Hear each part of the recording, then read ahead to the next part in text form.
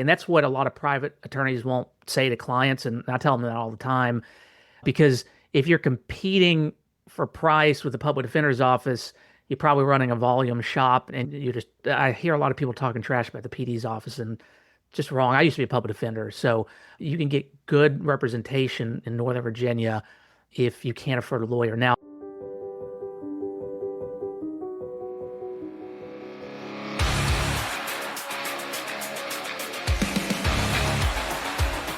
Sharp strategies, sweet success.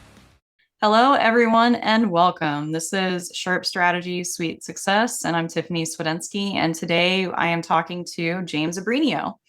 I worked with James Abrenio at Ben Glass Law a long time ago. We're getting old.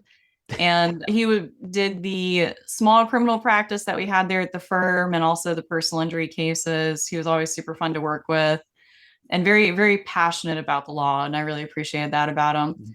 I learned a lot of stuff from you in the process because I just heard in the office you were actually one of the only attorneys like talking about a bunch of the changes that were happening in politics. The rest of us just had our heads down and we're focused on legal. And so it was always like really nice to see. You're kind of like the attorney. Before I worked with attorneys, you are what I imagined attorneys would be like. So, except better looking, right? So I guess I'll turn it over to you and let you finish out your introduction. Yeah, look, I appreciate it. Always pleasure speaking with you. You were my SEO, marketing, technical person that I would always ask questions about, and it was fun working with you. And I left Ben's office 2019, right before COVID. Perfect timing, of course. And I've been running a small firm in Fairfax for since then, so almost 6 years. We're actually coming up next week will be 6 year anniversary. Last year, my wife Linda joined as a partner. We actually just changed the name of the firm to Abrenio Cho. I'm very feminist, and she kept her last name, and we've added it to the firm name. And so that's been cool. We have a 5-month-old at home and a 3.5-year-old. So I'm actually at my home office, and I spend most of my time working out of the office. Still doing personal injury, still doing criminal defense, and just living life. So yeah, that's me. How's the caseload split these days? Is it like mostly personal injury, mostly criminal, or is it down the middle? Yeah, it's usually 60-40, 70-30 split, PI, personal injury being the majority. The criminal cases I mostly do because I just find them interesting from a revenue standpoint. I'm probably technically losing money. In fact, that's probably the reason Ben and Brian and Charlie would get upset with me in the criminal practice because it was not a huge money maker, but from a passion standpoint, also from just keeping my trial skills up to date, criminal was always, you're always in court a lot more often. You're doing very serious negotiations and then you're going to trial. So I just found it valuable from that perspective. And also, we're here talking about business. It was also a good business development. I mean, I'm constantly interacting with other lawyers that don't do personal injury. Hey, I've got this case. Can we talk about it? Hey, maybe you could help out a client, that kind of thing too. So I just found it rounded me out as a lawyer and also just my style, the way I do business and marketing, it just worked well with me and it still does to this day. I guess I haven't really, most of my clients are personal injury firms. I don't have the opportunity to work with the criminal defense firms. I don't know, maybe I shouldn't say that. So I want them to hire me. But so like with criminal, are you having to like vet more leads to find the good cases than you do with PI? Yeah, I actually if when I first started, I did a little bit with like AdWords and all that stuff, and I was getting a lot of calls. And the problem is I ended up just talking to people and then we'd have this long conversation.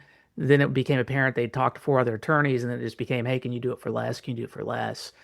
So now I don't really first of all, I don't do any paid advertising anymore. And as far as the criminal cases, the potential client calls are definitely down, but they're more kind of targeted. And I'm very straight up forward at the beginning of calls. Hey, look, I'm a private attorney.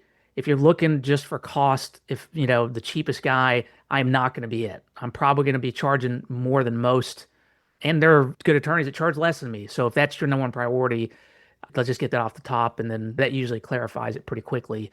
But still, am I taking a majority of my potential cases on criminal? Not usually. just because it doesn't make a whole lot of sense from a money standpoint. So I don't know if that answers the question. No, it So, does. yeah. Yeah. So I guess like, do you feel like criminal defense is underserved? Like, I don't know. I guess I just kind of imagine Mm. like you must get a bunch of people who need help, but probably just can't afford it, right? Well, so criminals is different than personal injuries. First of all, there's a public defender's office. So if you're indigent, if you can't afford a lawyer, you will be appointed one by the court. We're in Fairfax County. Fortunately, we have a very good public defender's office. And a lot of those attorneys, frankly, have more experience than me, or better trial attorneys than me. And that's what a lot of private attorneys won't say to clients. And I tell them that all the time, because if you're competing for price with the public defender's office, you're probably running a volume shop. And I hear a lot of people talking trash about the PD's office, and just wrong. I used to be a public defender, so you can get good representation in Northern Virginia if you can't afford a lawyer. Now, I think the hardest spot to be in is the one where you're just over the indice level. I'm not pronouncing that right, but just over the poverty level, to where you don't have a lot of disposable income, but you can't afford a court-appointed counsel. And so there are a lot of lawyers I've noticed, and I'm not naming names, but I've noticed a lot of lawyers are kind of do the race to the bottom, where you have very relatively small fees and then they're stuck in the volume trap. And I think that a lot of times hurts the clients, because if you're going to charge relatively low numbers, you got to bring a bunch of cases on, and then you're not working up the cases as they should be. I think that can be very difficult. And I do think that there is a concern sometimes I have there. There are a lot of good lawyers, though, a lot of excellent lawyers that charge reasonable prices, and sometimes will cut the fee just so they can get and they have the ability, because I think a lot of lawyers that just do criminal defense, so that's their only business model, they can do a little bit more volume and still take those cases on, and then they're able to run with it. Now, from a public standpoint, I think that you can find a good lawyer, first of all, if you can't afford it, but if you're kind of on that just above poverty level, you can still find a good lawyer. I think you just should do your vetting well, making sure you're looking them up. And honestly, it's kind of like finding a doctor. Talk to the lawyer, see if they give you enough time to actually ask questions, see if they're answered. They don't have to be Johnny Cochran, but to answer questions in a way that you can understand it. Because if the lawyer can't speak to you like you're a human being and explain things simply, it's probably not going to change over the course of that representation.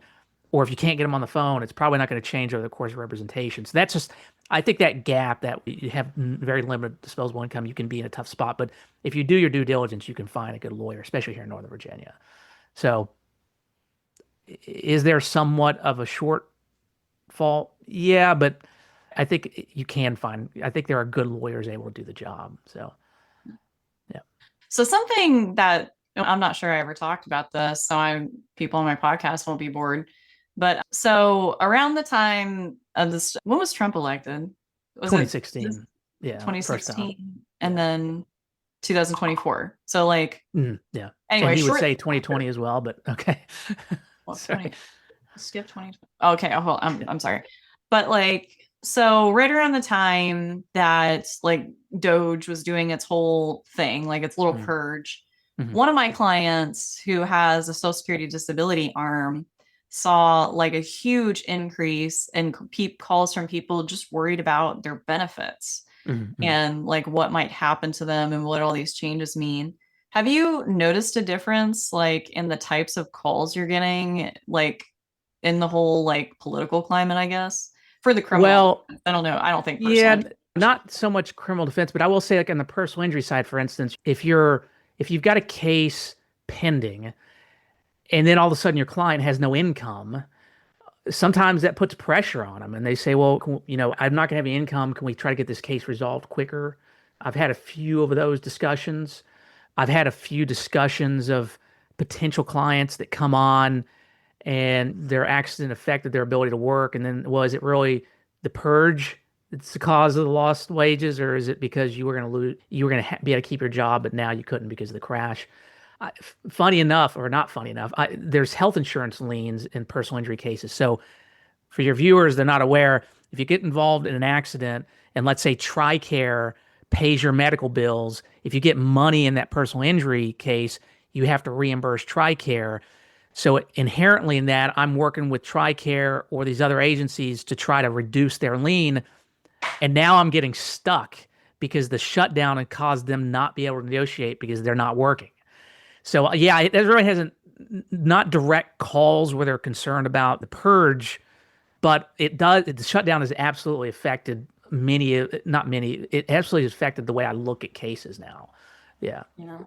So. Man, and I hate to say I'm kind of removed from the government.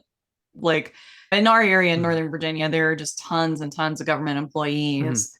And one of my friends is furloughed right now and just really going through it. And I can't believe it's still going on. I feel like this is the longest government shutdown there's been in my memory. Well, the longest is actually Trump's last administration. I think it was 30 days. I think we're at 3 weeks now. And I don't know that I think this is probably going to be the longest one. I feel like there's starting to be pressure because it's now the Obama exchange has made it clear that your health insurance premiums are going to skyrocket. And I think now also is the last payments of the furloughed workers. So politically, I feel like there's going to be a lot more pressure on both parties. I'm hoping the Republican Party, but on both parties to end the shutdown. So hopefully things change. But then again, it's just such an unprecedented time. There's no way to predict what's going to happen. Oh, yeah. No, I remember one of the things I distinctly remember, Mhm. and I'd hopefully, well, anyway, like Mhm. way back, like back when Trump was like, I kind of think it was like 2019. Mhm. I think it was one of the Supreme Court justices, maybe it was when Kavanaugh was appointed. Mhm. You said that Roe v. Wade was in risk of being overturned, Mhm. and Yep. me and Joe kind of made fun of you for it. We were just like, no way. Yeah. No way it will be. Absolutely not. He's overreacting. And you were Yeah. totally right. Oh yeah. Yeah. And like every time I think like no way that's going to happen, there's Mhm. no way. I have to remember I almost always think about that because it's Mhm. just it surprises me like just the dramatic shift in politics and now with like AI and all this Mhm. AI stuff, just how much things are different like now versus like Mhm. when you and I started working together. Yeah. I mean, it's just unbelievable the pace of change. Mhm. And yeah, it's crazy. Well, I mean, as far as Roe v. Wade, I think it was pretty obvious that was the goal. I think it was pretty obvious that was where the Republican Party was going, and that's the reason folks like me were so scared about what I thought was a theft of the Supreme Court. And I think same-sex marriage is probably next on the chopping block. Voting Rights Act is going to be dead in the next term. I think opinions coming down. I honestly worry, and I didn't mean this to be a political show, but I worry about. I was on the redistricting commission here in Virginia. I don't know if you've been paying attention to what's going on, but in the last 6 months, Trump pushed Texas to redistrict their congressional maps in order to, quote, find him more seats. And now I actually wrote an op-ed to the Richmond Times saying that we need to do something now in Virginia. So as we speak, Virginia is in special session to redistrict to counter what Trump's doing, because if Trump then stills the midterms and Democrats can't take over the House, what's happening is going to go, we're at 100 miles an hour, we're going to go to 180. And that is where we're at. And as far as the AI, nobody is talking about the impact that that's going to have on all of us. I remember when you and I were working together, we were talking about, well, what about autonomous vehicles? Is that in the personal injury practice? Now we're like, are we any of us going to have jobs? Like, there's no point in shifting to a different practice area. Who's going to work? So I don't know. Yeah. Well, an interesting fact for me, like something back of my mind, is that I think 90, some ridiculously high percent of the US economy is being bolstered by the Mhm. gamble on AI. Yeah. Yeah. Yeah. And a lot of companies went all in on AI. Mhm. And then, oh, which publication was it? It wasn't Wired, but it was a really good one. Mhm. It was a really notable publication. Maybe somebody better than me can remember it. But they basically put out a study that like 90% of like AI initiatives of like corporations and businesses have failed. Mhm. And so it's the question is, a lot of people think like we're in this like weird AI bubble that's kind of Mm, similar to the .com bubble, mm. where I guess people spent a lot of money on I was a kid then, but like Yeah. people spent a lot of money on domains and it just like went crashing down. People lost money. That's all I really know about it. But I mean, people are wondering if like AI is kind of the same, like if we're in an AI bubble right now.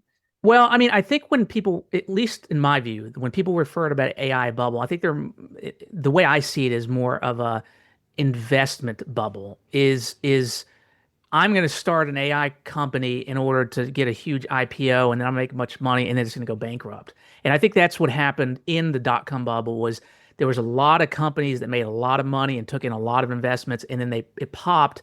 So you had a lot of companies go out of business. That being said, the underlying business did not die. I mean, we're sitting here on everything is based on the internet. We are talking over Zoom. None of that's possible without the 90s tech boom.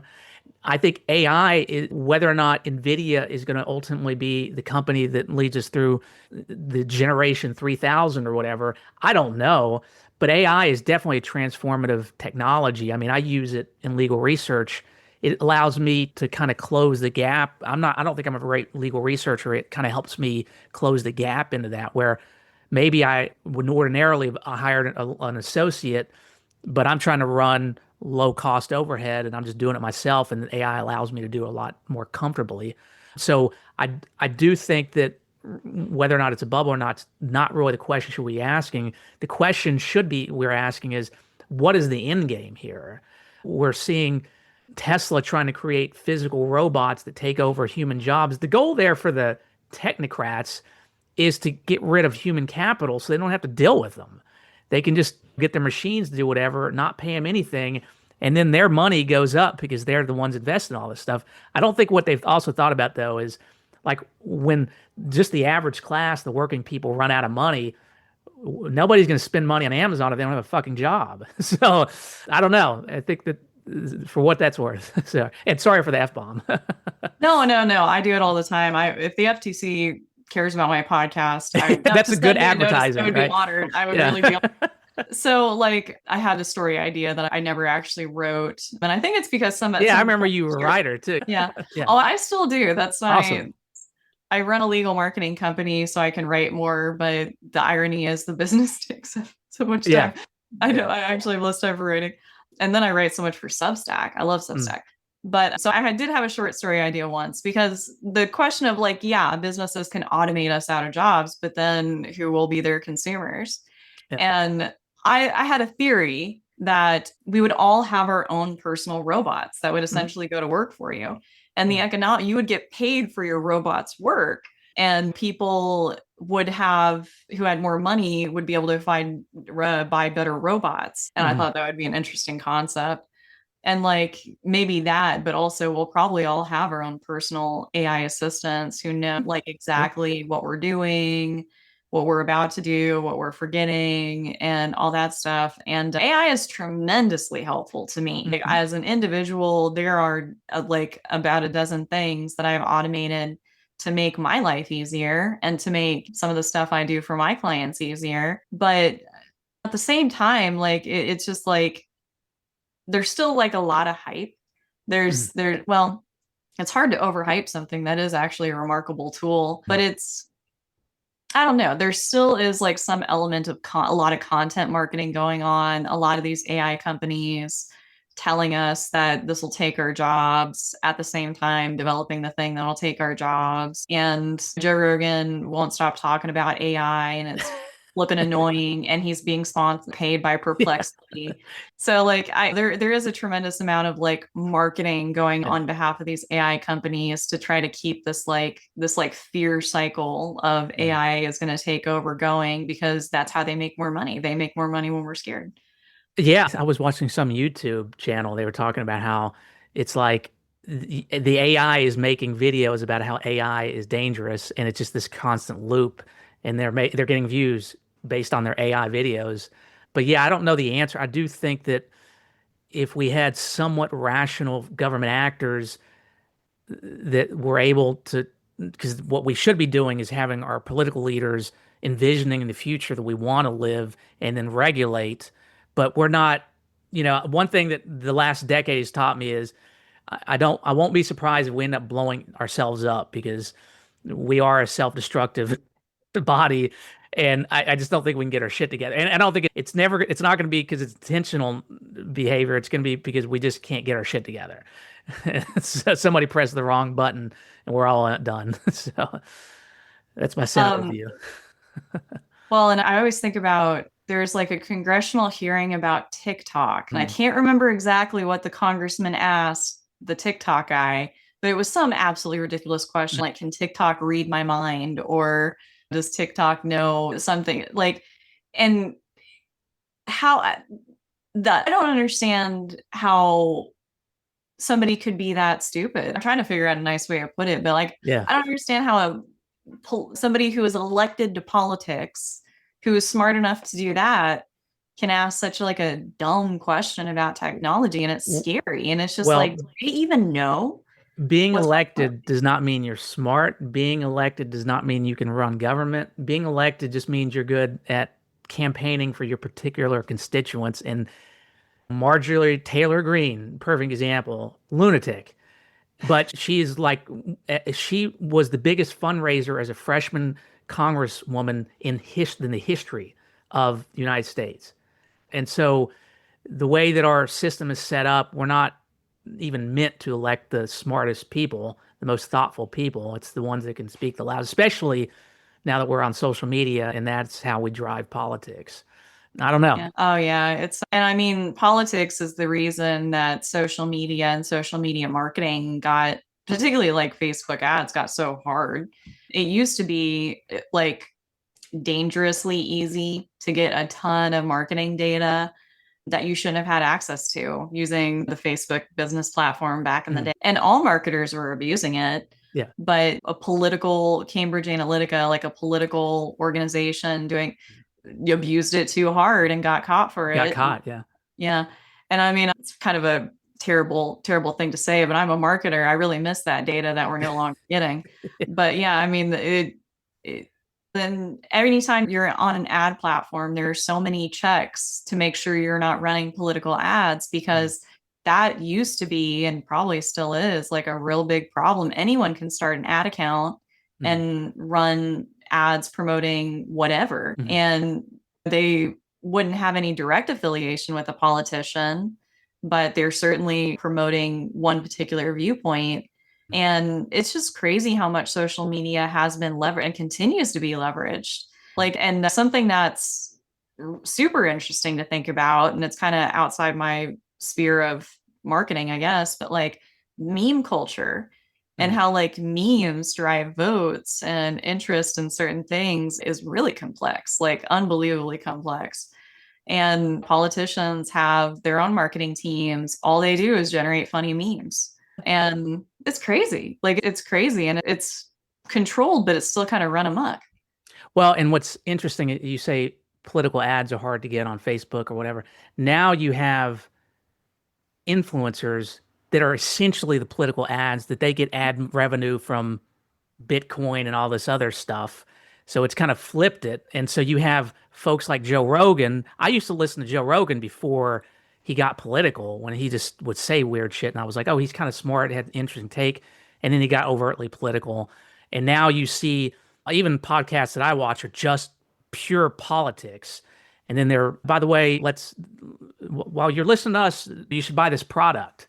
And so it's just like it's become a flip to where the advertisers want to get on the political shows. And of course, everybody has their viewpoint. And then the influencers make a ton of money. I mean, they're making a lot of money doing this stuff. So I don't know. No, it's this kind of crazy intersection between like politics and marketing, because that's a huge part of politics. Mhm. Crazy. Yeah. But like, Google search, is changing so much. Like Mhm. AI is changing that space so much. Have you had any clients say they found you on ChatGPT yet? I've had a couple. Yeah, but not a ton. Are you seeing that a lot on your end? I mean, not in huge Mhm. volume, like maybe two, three people a month on Mhm. average.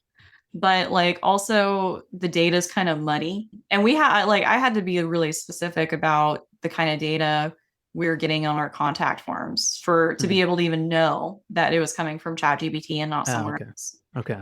And so like people will tell us they found us there or we'll see it like in the data and it's just like kind of slowly growing, which I think is Mm. really Mm. cool. Yeah. It's interesting. And it just, I mean, for me, from a marketing standpoint, it's like, does that mean like, obviously the goal is how do you get on ChatGPT's radar, but I feel like that's just a in race to the bottom. Like you just got to pay more and write more, and how you can ever compete with a Morgan and Morgan kind of firm on something like that. So I don't See, know. I don't think AI ranking is about content. I think ranking in AI is about like brand mentions, Mm, which another story I think of really often is the time you got a Rolling Stone backlink. That mm. was like the coolest thing that ever happened to me. And I mean, I'm Well, exaggerating, obviously, but I still yeah. remember I was like, oh my God, he did it. Well, Like, that was cool shit. I'm not gonna lie. That yeah. was when I on my deathbed. I'm gonna give my kids the Rolling Stone article. So that was pretty cool. No, we even put that on the site as seen in the Rolling Stone. I have that on my I current thought it was site. great. Yeah. But I think that like the brand mentions and Mm, like being written about by an authoritative mm, external source, not your mm, website, mm, is like actually the key to good SEO ranking right now. That mm. and reviews, naturally. Yeah, yeah. And so it's what should we be doing marketing wise to get that? It's Mm, like trying to get mentioned in the Rolling Stone, trying to mm, get a Wikipedia page. And actually, what I'm hearing a lot is like Reddit. Like mm. one of my clients is an active Redditor, and he signs like 2 or 3 cases a month from Reddit. And Oh, he's really? just like on the boards. And when somebody says like I was in a car accident, he's talked to me, and Yeah. he signs people that way. It's wild. And but Yeah, like, oh, go ahead. I mean, for me, I find like I like YouTube the best. I just enjoy it the most. So I do a lot of like videos and commentary. I also do my own little podcast, interview people, and I get cases from it. So my philosophy is there's 1,000 ways to be heard. If you try to get everybody to hear you, you're never gonna compete. So pick something you enjoy doing and then just do it the best you can. And then I think firms you're working with are probably bigger size than mine. I also intentionally stay quote small because the lower overhead I have, the lower amount of money I need to make, and then I get to choose to do what I want. And so we're just very intentional about what we spend money on, both from the business side and the personal side, and then do great work too. I mean, at the end of the day, just do great work as well. It's fundamental. So for what it's worth. Well, and when you're passionate about what you do, it doesn't feel like work. Mm. And just I think the real struggle for a lot of people is finding something they're like super passionate about. And I get asked from time to time, it's like, oh, like, how do I do what you do? And it's just like, you have no idea, like, how much I live and breathe marketing. Yeah. And if you live and breathe marketing, you can be like me too. Yeah. And so that's like the missing ingredient for a lot of people. And I think too many people like look around and say, like, what's making this person happy? What's making this Mm. person happy? Instead of just saying, I want to work, I want to do exactly the kind of work that I want to do. Like, Mm. that's great. That's almost idealistic.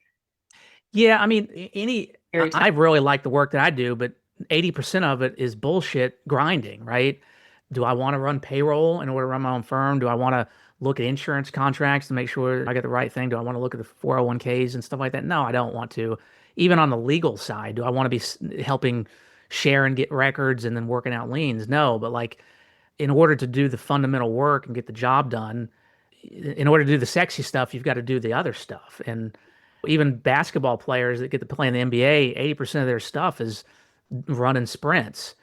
And so I think a lot of times people are so focused on that Instagram settlement, whatever advertisement where you get the $10 million settlement or whatever, they're not thinking about the work that went behind that. And they don't really want to do that work. And so I think that staying focused and then grinding is just, and then not even not like I've seen a lot of Instagram. You see the like Andrew Tate and all these assholes are like, you got to grind, and not that kind of grinding where it's like absurd, but like just do the work. This isn't rocket science. We're not splitting the atom here. We're just trying to answer people's business questions and legal situations, you know. So Yeah, I don't want to start my morning routine at 4 a.m. I'm happier if I sleep until 6, like, yeah. Well, or 7. to be fair, you've got some kids right now. I have to get up at 5 just because I couldn't work out if I didn't. But I Yeah. don't plan on doing that long term. Once they're a little bit older, then I want to get up normal time and live normal hours. So Do you have an in-home gym or you go to like a gym I somewhere? have a gym that I'm a member of, but I set up my weights in the garage, and sometimes I can't sleep. Like the day before yesterday, I couldn't sleep. I woke up at 3 a.m. and just worked out. This morning, I woke up at 5:30 and worked out. Nothing sexy. It's just some dumbbells, a pull down machine, and a cycle machine, and you just most of it's about diet anyway. I mean, it's just not Yeah. eating junk food, which I'm losing that battle right now, but I promise after Halloween I'll get back on the thing. But it's more just a mental health thing. It's like just get in, stay consistent. I don't know. Oh, that's the way I think of it. Like, yeah, I lost a lot of weight dieting, Yeah, counting calories, logging everything I ate, focusing on protein, nothing crazy, yeah, it's just yeah. calories in, calories out. And working outs, I see it as more for mental health, just as Mhm. you said. And also, like, I sit a terrible amount, so I have to get Yeah. up and go. Well, is there anything that we didn't talk about that you wanted to go over? Yeah, I mean, I think because I've been thinking about when we scheduled a few weeks ago, and I've been thinking a lot about like why I started a firm and like what's the whole goal here. And I think I see a lot of a lot of build a business, expand, hire, get more office space, outsource, all those kinds of things. And that certainly works for a lot of people. But I really just wanted to talk about like there's also another way to do it and to be kind of very low key, keep low overhead reasonable, and be very intentional about like the purpose of it. Like the reason we started a firm was for flexibility. So my wife can stay not work as long as she wants. She's with the firm, but she's not doing a lot of work right now, and I'm able to work from the house. I've got an office, but I don't go in. I go to court when I need to. I meet clients when I need to, that kind of stuff. But none of that stuff's possible unless you're super focused. Like I do most of my own marketing, but I enjoy the marketing and I'm trying to be consistent with it. I write articles, I do videos, I talk, all those kinds of things. But I also don't like overwhelm myself with things that are not going to happen. I don't overcommit myself. And I take on cases, number one, that they're not assholes. Like, I don't care what you've done or been accused of done on the criminal side, so long as you respect myself and my teammates. And then just keep things simple. Like, I keep seeing all these ads for like new cars, and I see my friends going out and spending all this money. And like in 10 years, are you going to care about that car? No, you're not. But what we do see is an AI technology boom. I don't know if it's a bubble, but I will say like the market's doing really well right now, right? So be thinking about long-term investing, things like that, because that goes hand in hand with the business. Because for me, I'm able to do cases that are more interesting and maybe not as lucrative because all the other stuff I've done my best to try to keep as simple as possible. So really, you can have a successful business, successful practice, successful marketing. You don't have to do it the same way everybody else does it. You can just, for me, my motto is keep it simple. I don't know. So No, I like that. And I mean, really, like you're running, I guess, sort of a lifestyle business. that's exactly what I'm running. Yeah. Okay, yeah. I wasn't sure if you'd categorize it that way, so I was hesitant. And I had somebody else tell that to me like the other day. It's like, I run a lifestyle business. And I'm like, oh, I don't, but that sounds real nice. Well, I don't mean by lifestyle, the things you see on Instagram where you just like are at the beach and all that kind of stuff. I'm talking about like you can work, but also be there for your kid. I take my daughter to daycare every morning. I pick her up most of the days. I plan on being there for all the games. I do not plan on missing important dates unless there's an active trial like actually happening. I'm going to be there, help out with tutoring and all that kind of stuff because and we're doing well financially. Like we're making money. I made more money this year than I ever thought I'd make. And I'm not bragging. I'm just saying like it's like we made real money this year. And it was because we were very intentional And then, as you know, as run a business, next year I may make like less money than I've ever made. So you just save, invest, and be there for the important things. And if, and again, talking about doing what you love, we both are passionate about what we do.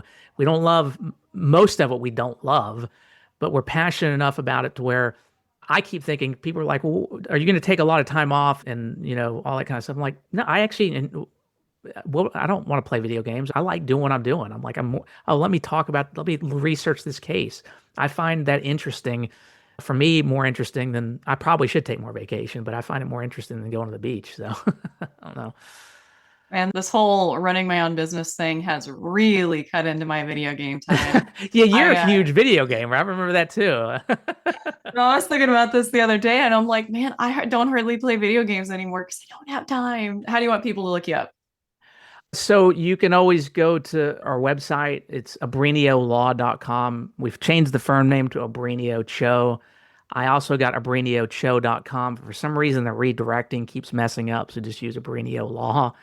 And then if you're interested in like interesting legal stuff, our YouTube channel, just at Abrenio Cho. I talk about technical personal injury criminal law, but I also talk a lot about like current stories. Like I was actually getting ready to prep. I'm gonna do. I don't know if you saw the story recently in Alexandria. This family got scared to death because these people with Oh, masks were going through the camera and on the what is it, Ring camera, and scared the hell out of everybody. It turned out to be family members. So there was the police investigator gave a talk about why he ended up not pursuing criminal charges. So I wanted to talk about that given Halloween. So I'll probably put that video up tomorrow. So, I just saw that story. It's like literally right before we started recording, so it's yeah, kind of crazy you brought it up. I'll have to look out for that. It's kind of funny. yeah, Uh, yeah. But it's dang. also got really interesting, serious legal implications. Turns out like it was actually family members that were doing it, and the police got involved, and they spent a lot of time and money investigating it. And I think that somebody lied to law enforcement in order to protect somebody. So you got obstruction considerations, and is it Oh. stalking? That there's a lot of interesting legal implications. Long story short, don't lie to cops. Just assert the fifth, and also don't scare the hell out of people. Just you can do pranks, but make them more funny than scary. So, Yeah. so Wow. Yeah, the dangers of pranking, I guess. Wow, I wouldn't have thought of that. I will watch that video yeah, because that's kind of crazy. yeah, Um, it's super interesting. all right, guys. Well, thank you so much for listening. Thank you so much, James, for talking Yeah, of course. to me, coming back on the podcast. And we'll see everybody next time. All right, take care.